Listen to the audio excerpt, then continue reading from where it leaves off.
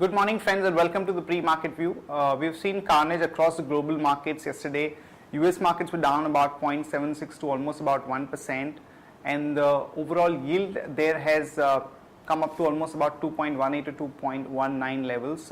European markets too were weak, and they were down anywhere from 1 to about 1.75%. And when we look at the Asian markets today morning, some of the markets are shut, like China, Korea, Taiwan, Philippines. But the rest of the markets like Japan are down almost about 1.8%.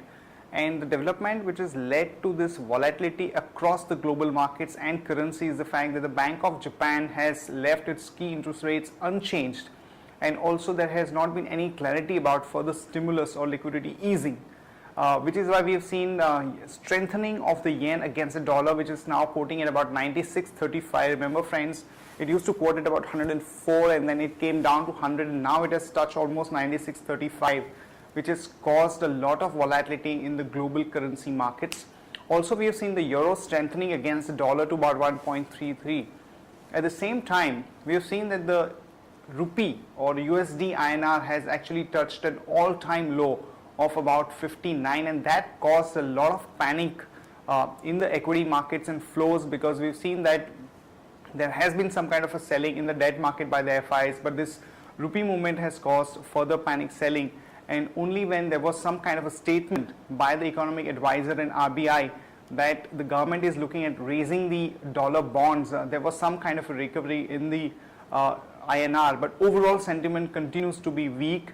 And in terms of flows, friends, FIs were net sellers in the cash market to the tune of almost about 900 crore. And in the index futures, they've sold to the tune of 1850 crore. After a long time, are we seeing increased selling in the cash market by the FIs to the tune of almost about 900 crore, which is definitely a worrying sign. And the domestic institutional investors were buyers to the tune of about 300 odd crore. On that note, let me invite Sadhana to take us through important F&O cues, data and strategies that we can have in the F&O markets. Good morning, friends. Let's have a view on derivatives. Due to depreciation in rupee, which hit a new low of almost 59 per dollar, and markets had fallen down in yesterday's session, with benchmark ending a loss of more than 1.5%. And since expiry, for the first time, we have seen around 13.59 lakh shares were added in open interest, and Nifty futures premium decreased from 15 to 12 odd levels, indicating yesterday's fall of formation of short positions. And PCR is also decreased from 0.98 to 0.95%, indicating call option has added more number of shares as compared to put option, which is clearly visible in the strikes of 5,800 to 6,100. And if weakness continues in the market, we may see further downside at the level of 5,700, as this strike price, call option as well as put option has seen a good activity.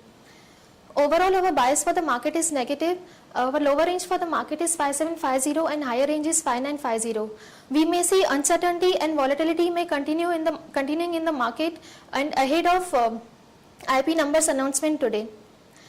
From intraday perspective, one can go short on Steel Authority of India Limited with a stop loss of 56.30. Thank you.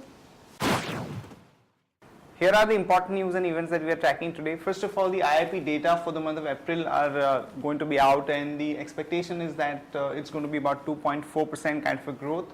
And as far as CPI or Consumer Price Index is concerned, the expectation is that it's going to be 9% for the month of May, against about 9.39 in the previous month. Remember, friends, that though there has been some positive news flow on the inflation front, because of the fact that the rupee has actually increased to almost about 58.74 odd levels in a short span of time, the probability of a further rate cut is much low, because there is a belief that because of the rupee falling, the overall inflation could actually go up, the trade deficit could widen, and that is definitely not a positive sign for the interest rates going down, at least in the immediate future, which is why we are seeing some kind of a sell-off in the banking stocks for the past couple of days. There has been some kind of a rebalancing by the MSCI, and the important thing here is that there was an expectation that because the Korea and Taiwan, both the markets could be classified as developed markets, the weight of India in the emerging market space could have gone up, but that has not happened. So definitely this is not a positive news for India, and the flows into India are concerned.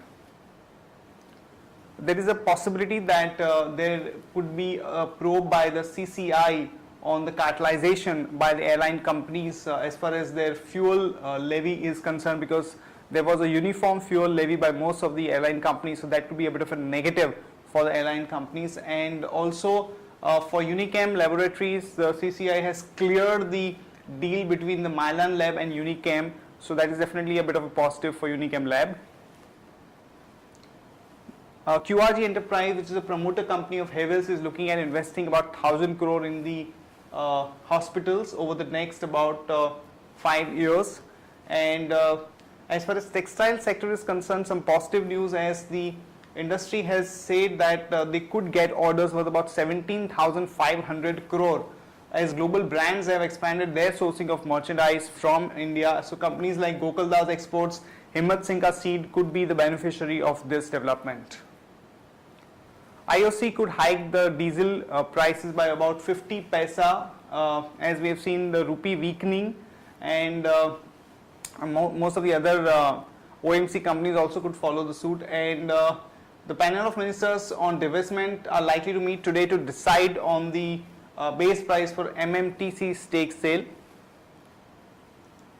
Some negative news for the mining companies based out of Madhya Pradesh, as the state government is looking to raise some taxes by issuing the notices on the environmental benefit or sharing taxes. So companies like SR Power, Reliance Power, Jindal Steel and Power, Monet Ispat and Aditya Birla Group could be negatively affected by this development. Fortis, some positive news, as the company has entered into an agreement to sell its entire stake in the Vietnam subsidiary. They are looking at about $80 million for that. And on the back of that, one can go long on Fortis with a stop loss of 88 and a target of about 95. That's it from all of us, friends. Have a great trading session. See you tomorrow at the same time.